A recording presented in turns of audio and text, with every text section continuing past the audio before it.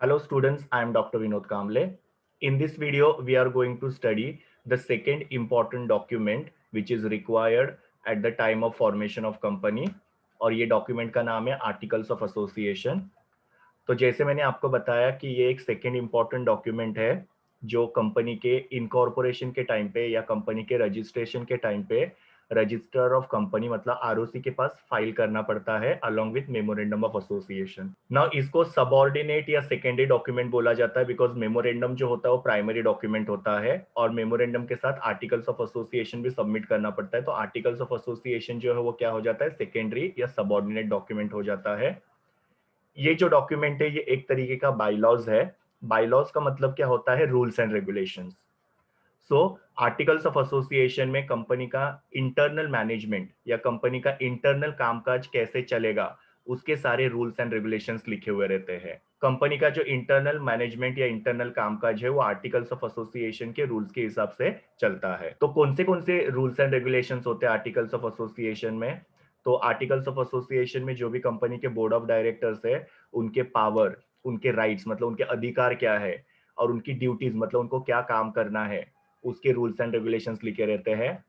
फिर बाद में कंपनी का कामकाज किस हिसाब से चलेगा उसके बारे में आर्टिकल्स ऑफ एसोसिएशन के अंदर लिखा रहता है। नाउ जैसे हम लोग ने पढ़ा था कि मेमोरेंडम ऑफ एसोसिएशन जो होता है वो कंपनी और आउटसाइडर्स का रिलेशन बताता है। मतलब कंपनी की जो भी इंफॉर्मेशन है वो आउटसाइडर्स को प्रोवाइड करता है। उसी तरीके से आर्टिकल्स ऑफ एसोसिएशन जो होता है वो कंपनी और मेंबर्स का रिलेशन बताता है या मेंबर्स के बीच का रिलेशन बताता है कि किस तरीके से मेंबर्स को ऑर्गेनाइजेशन के अंदर कामकाज करना है, क्या क्या रूल्स एंड रेगुलेशंस उनको फॉलो करना है। तो वो आर्टिकल्स ऑफ एसोसिएशन के अंदर लिखा हुआ रहता है।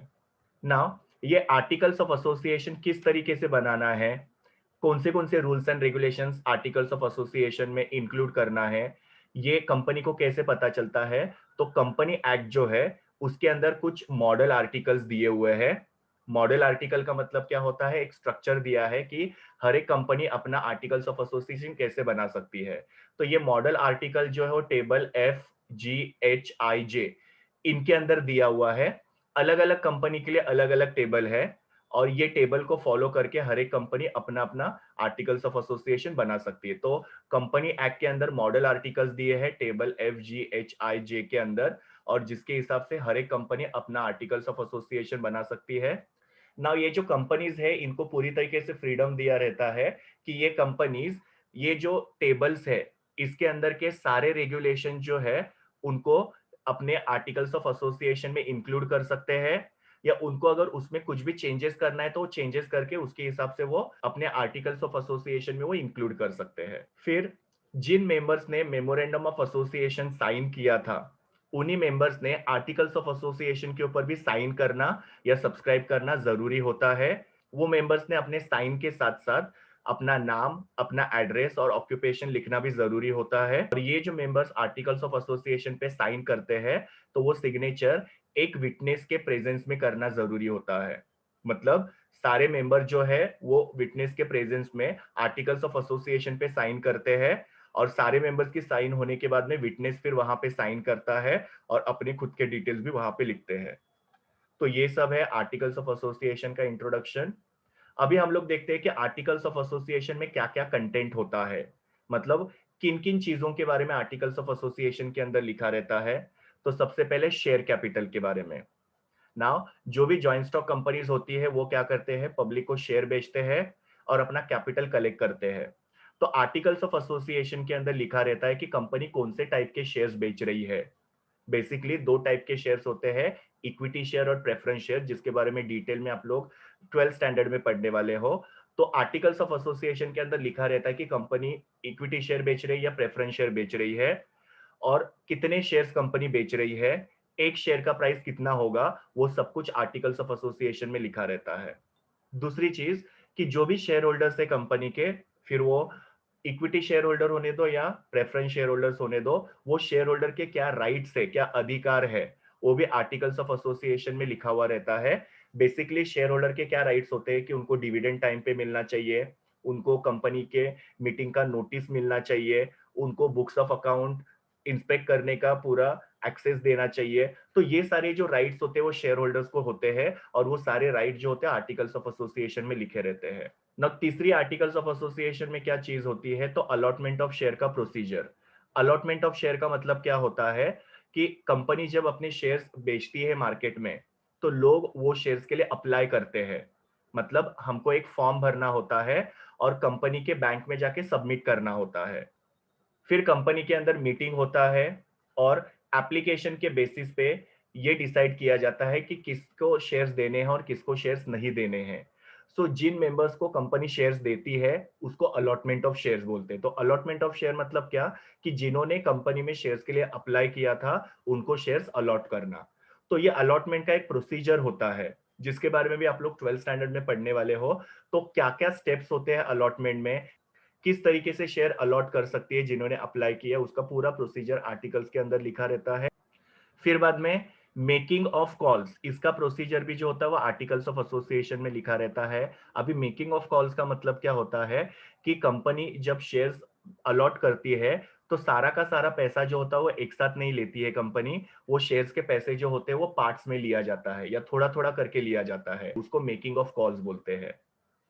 ओके, तो उसने एप्लीकेशन के टाइम पे 1 रुपया भरा था, अलॉटमेंट के टाइम पे कंपनी ने उससे 2 रुपया मांगा, मतलब उसने 10 रुपए में से 3 रुपया भरा है। अभी भी उसके पास 7 रुपया बाकी है, तो कंपनी क्या करेगी, वो 7 रुपए को एक या दो पार्ट्स में शेयर होल्डर से कलेक्ट करेगी। तो वो पैसा कलेक्ट करने के लिए कंपनी क्या करती है, शेयर होल्डर को लेटर लिखती है, उसको बोलते हैं मेकिंग ऑफ कॉल्स। तो making of call is nothing but जो भी बैलेंस पैसा है उसको लेटर लिख के मंगवाना। तो उसका क्या प्रोसीजर है वो भी आर्टिकल्स ऑफ एसोसिएशन में लिखा रहता है। और उसके बाद में four feature of share. Four feature का मतलब होता है शेयर को कैंसिल करना। नाउ कंपनी शेयर्स को कैंसिल क्यों करती है, तो जब भी मेंबर्स जो भी शेयर का बैलेंस पैसा है वो पे नहीं करते तो कंपनी क्या करती है, उनके शेयर्स को कैंसिल कर देती है। मतलब कि कंपनी ने आपको शेयर अलॉट किया, अलॉट करने के बाद में कंपनी आपको लेटर लिखेगी और आपको बताएगी कि आप इतना पैसा जो है वो इतने दिनों में पे कर दो करके, उसको मेकिंग ऑफ कॉल बोलते हैं। पर आपने वो लेटर को कोई रिस्पॉन्ड नहीं किया, आपने वो पैसा भी नहीं भरा, तो कंपनी आपको एक रिमाइंडर लेटर भेजेगी। उसको भी आपने कुछ रिस्पॉन्स नहीं दिया तो कंपनी फिर आपको वार्निंग लेटर भेजेगी। उसको भी अगर आपने रिस्पॉन्स नहीं किया तो कंपनी आपके शेयर्स को फोरफिट कर देगी, मतलब क्या, कैंसिल कर देगी। तो शेयर फोरफीचर करने का क्या प्रोसीजर होता है वो भी आर्टिकल्स ऑफ एसोसिएशन के अंदर लिखा रहता है। नेक्स्ट है rules and procedure for transfer of share and transmission of share. Now transfer of share का मतलब क्या होता है कि जब भी कोई भी शेयर होल्डर अपने शेयर्स किसी और को बेच देता है या किसी को गिफ्ट कर देता है तो उसको हम लोग बोलते हैं ट्रांसफर ऑफ शेयर। तो यहाँ पे शेयर होल्डर खुद से अपने शेयर किसी और को बेच रहा है या किसी और को गिफ्ट कर रहा है। तो शेयर ट्रांसफर करने के टाइम पे क्या क्या रूल्स होता है, क्या क्या प्रोसीजर्स होता है, वो भी आर्टिकल्स ऑफ एसोसिएशन में लिखा रहता है। वो रूल्स को, वो प्रोसीजर को फॉलो करके ही मेंबर अपने शेयर दूसरे पर्सन को ट्रांसफर कर सकता है।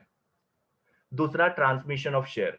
नाउ ट्रांसमिशन में क्या होता है कि जो भी शेयर होल्डर है उसका सपोज डेथ हो गया, ओके, या फिर वो इंसॉल्वेंट हो गया। इंसॉल्वेंट का मतलब क्या होता है, पूरी तरीके से कंगाल हो जाना। या वो इंसेन हो गया, इंसेन मतलब उसकी मानसिक स्थिति खराब हो गई। तो जब भी शेयर होल्डर का डेथ होता है, वो इंसेन हो जाता है या इंसॉल्वेंट हो जाता है, तो वो शेयर उसके पास रखे नहीं जाते हैं, उसके शेयर जो होते हैं वो किसी और को ट्रांसफर किए जाते हैं। अगर सपोज शेयर होल्डर का डेथ हो गया तो उसके शेयर उसके लीगल हेयर, HEIR, मतलब उसका जो वारिस होता है, उनको ट्रांसफर किए जाते हैं। अगर सपोज वो पर्सन जो है वो पूरी तरीके से इंसॉल्वेंट हो गया, कंगाल हो गया, तो कोर्ट जो है एक पर्सन को अपॉइंट करता है, उसके नाम पे वो जो इनसेन शेयर होल्डर है उसके शेयर जो होते हैं वो कोर्ट ने अपॉइंट किए हुए पर्सन के नाम पे चले जाते हैं। सपोज शेयर होल्डर इंसॉल्वेंट हो गया, मतलब कंगाल हो गया, तो उसके सारे शेयर जो होते हैं वो कोर्ट ने अपॉइंट किए हुए पर्सन के नाम पे ट्रांसफर हो जाते हैं। और अगर शेयर होल्डर इंसेन हो गया तो भी उसके शेयर जो होते हैं वो किसी और पर्सन के नाम पे ट्रांसफर होते हैं। सो जब शेयर होल्डर का डेथ होता है या वो इंसॉल्वेंट हो जाता है या इंसेन हो जाता है तो ऑटोमेटिकली उसके शेयर जो होते हैं वो दूसरे पर्सन के नाम पे ट्रांसफर होते हैं, तो उसको ट्रांसमिशन ऑफ शेयर बोला जाता है। और ये ट्रांसमिशन का भी क्या रूल्स है, क्या प्रोसीजर है, वो आर्टिकल्स ऑफ एसोसिएशन में लिखा रहता है। देन अगर कंपनी को अपना शेयर कैपिटल इंक्रीज करना है या रिड्यूस करना है, उसका क्या प्रोसीजर है, उसके क्या रूल्स है, वो भी आर्टिकल्स में लिखा रहता है। हर एक कंपनी को कितना शेयर कैपिटल वो रेज कर सकती है मार्केट में से, उसका एक लिमिट दिया रहता है। अगर इनकेस वो कंपनी को वो लिमिट बढ़ाना है, मतलब अपना शेयर कैपिटल इंक्रीज करना है, तो उसके लिए कुछ रूल्स एंड रेगुलेशन फॉलो करने पड़ते हैं। और कभी कभी कंपनी अपना शेयर कैपिटल रिड्यूस करना चाहती है, तो उसके लिए भी कुछ रूल्स एंड रेगुलेशंस होते हैं। तो ये दोनों के rules and regulations articles of association में लिखे रहते हैं, जो कंपनी को फॉलो करने पड़ते हैं। नेक्स्ट है, अगर सपोज कंपनी किसी डायरेक्टर को और ऑफिसर को अपॉइंट करती है, तो उसके अपॉइंटमेंट के रूल्स एंड रेगुलेशन आर्टिकल में लिखे रहते हैं। फिर डायरेक्टर और ऑफिसर को कितना रेम्युनरेशन पे करना है, उसके बारे में भी आर्टिकल्स ऑफ एसोसिएशन में लिखा रहता है। और ये डायरेक्टर और ऑफिसर के क्या पावर्स होंगे, क्या ड्यूटीज होंगे, मतलब उनके क्या अधिकार होंगे और उनको क्या काम करना है, वो भी आर्टिकल्स ऑफ एसोसिएशन में लिखा रहता है। इसी के साथ साथ आर्टिकल्स ऑफ एसोसिएशन में कंपनी में जो मीटिंग्स होती है, जैसे बोर्ड मीटिंग होती है, कमेटी मीटिंग होती है, जनरल मीटिंग होती है, इसके प्रोविजन या इसके रूल जो होते हैं वो भी आर्टिकल्स में लिखे रहते हैं।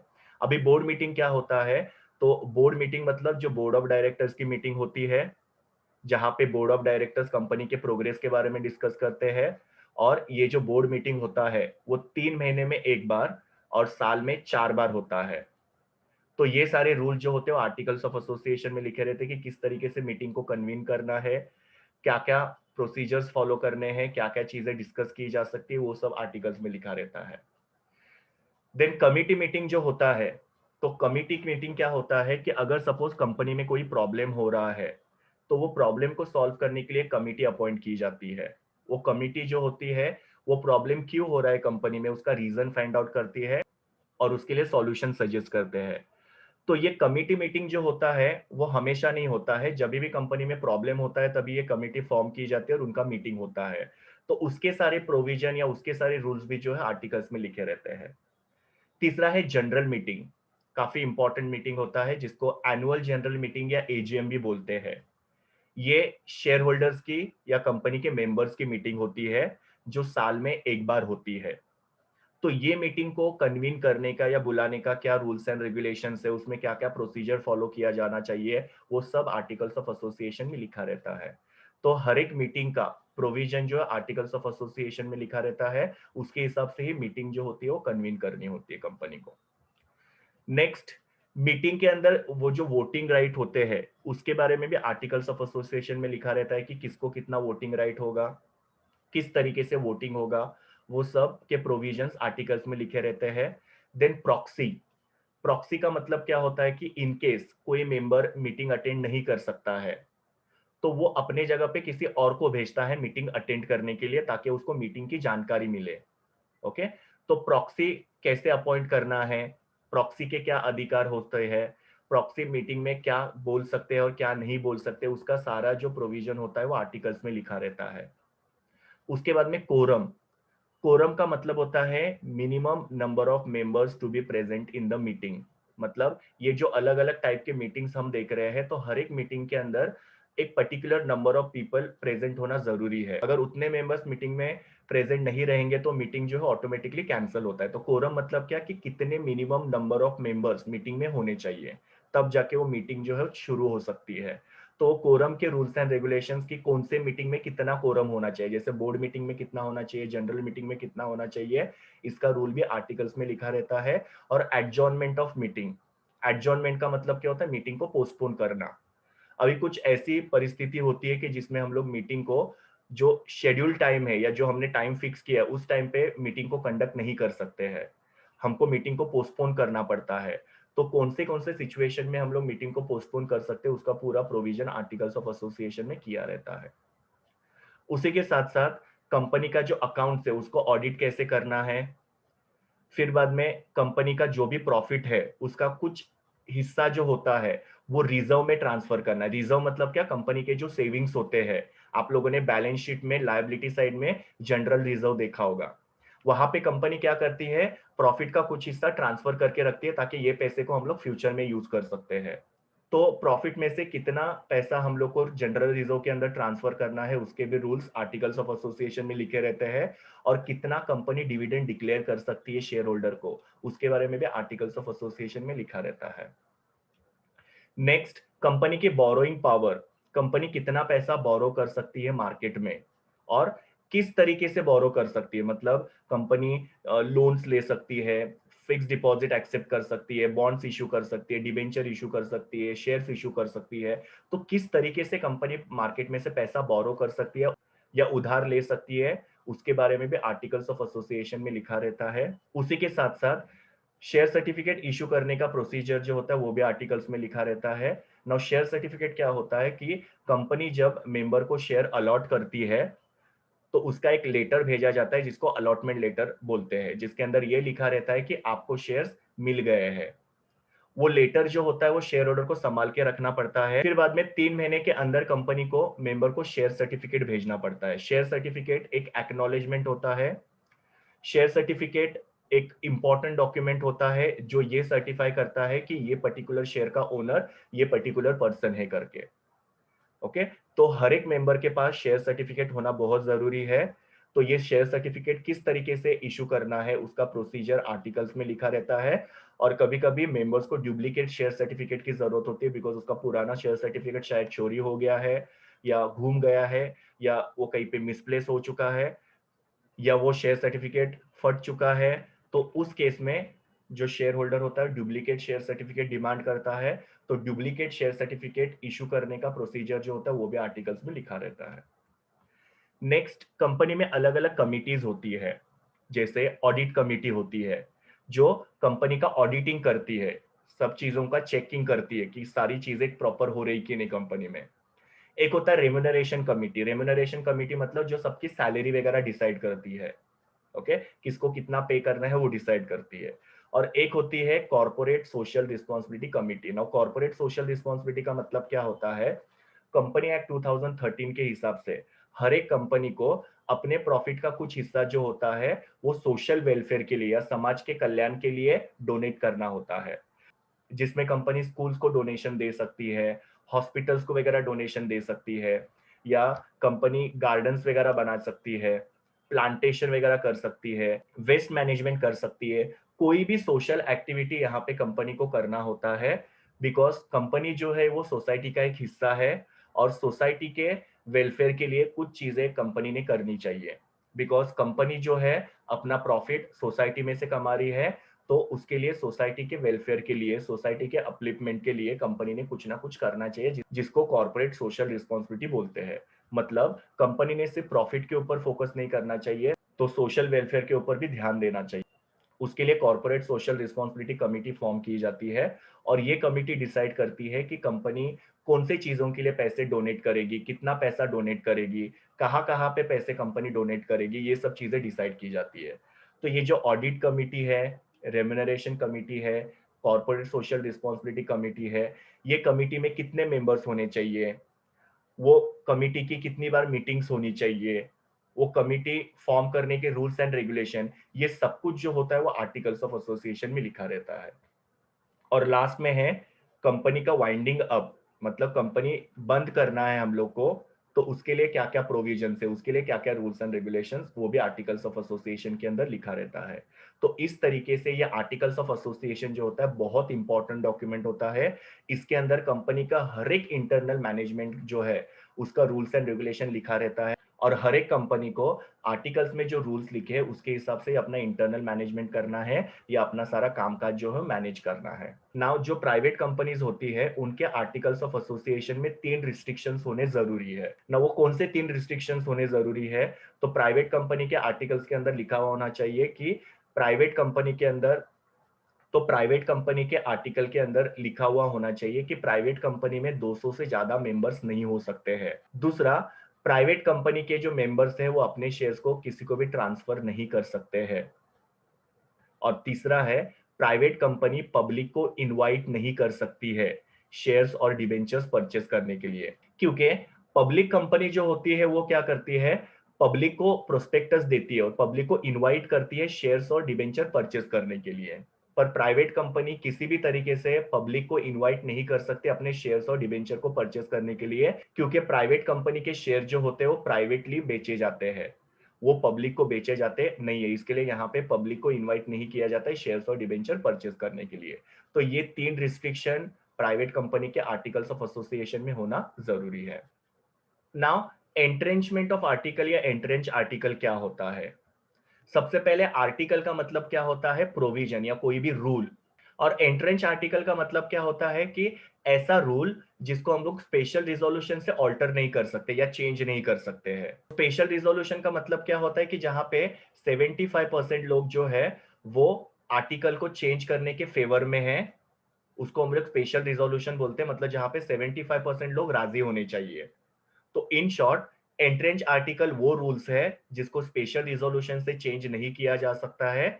इसको चेंज करने के लिए हम लोग को एक इलेबोरेटेड या डिटेल या लॉन्ग प्रोसीजर जो होता है वो फॉलो करना पड़ता है। और ये प्रोसीजर जो है कंपनी एक्ट के अंदर दिया रहता है। जैसे यहाँ पे एक एग्जांपल दिया है कि अगर हम लोग को कंपनी का नाम चेंज करना है तो उसके लिए 10 में से 9 मेंबर्स की मेजोरिटी होनी जरूरी है। मतलब 10 में से 9 मेंबर जो है राजी होने चाहिए कंपनी का नाम चेंज करने के लिए। तो ये एक एंट्रेंच आर्टिकल है। यहाँ पे स्पेशल रिजोल्यूशन पास करके हमने ये जो आर्टिकल है इसमें चेंज नहीं किया है। इसके लिए हम लोग को एक इलेबोरेटेड प्रोसीजर, मतलब ये एक लेंदी प्रोसीजर है, 9 मेंबर्स को रेडी करना है कि वो लोग कंपनी का नाम चेंज करने के लिए रेडी हो जाए। तो इसको हम लोग एंट्रेंच आर्टिकल बोलेंगे। ये एंट्रेंच आर्टिकल जो होता है या ये एंट्रेंच रूल जो होता है, ये कंपनी के फॉर्मेशन के टाइम पे या फिर बाद में भी इसको बनाया जा सकता है। और लास्ट में है, अगर आर्टिकल्स ऑफ एसोसिएशन के अंदर हम लोग को कोई भी ऑल्टरेशन करना है या कोई भी चेंज करना है, मींस कि हम लोग को कोई भी रूल्स एंड रेगुलेशन कंपनी का चेंज करना है, तो उसके लिए क्या प्रोसीजर होता है। तो इसके लिए जनरल मीटिंग के अंदर, जनरल मीटिंग मतलब क्या, एनुअल जनरल मीटिंग जिसको एजीएम बोलते हैं, ये मीटिंग के अंदर स्पेशल रिजोल्यूशन पास करना पड़ता है। स्पेशल रिजोल्यूशन मतलब क्या, 75% लोग जो फेवर में होना चाहिए जो भी आपको रूल चेंज करना है उसके। अगर 75% मेंबर जो है वो आर्टिकल को चेंज करने के लिए राजी है तो हम लोग उस केस में आर्टिकल के अंदर वो चेंजेस कर सकते हैं। और आर्टिकल के चेंजेस के बाद में ये जो चेंजेस है वो हर एक मेंबर के ऊपर बाइंडिंग होता है। बाइंडिंग मतलब क्या, लागू होता है। कोई भी मेंबर ऐसे नहीं बोल सकता है कि ये जो चेंज आर्टिकल है उसको मैं एक्सेप्ट नहीं करूंगा, वो सबको एक्सेप्ट करना ही पड़ता है। So student, this was all about articles of association. Thank you students, please do like, share, comment and subscribe to my YouTube channel, and also recommend my channel to your friends. We will meet in the next video.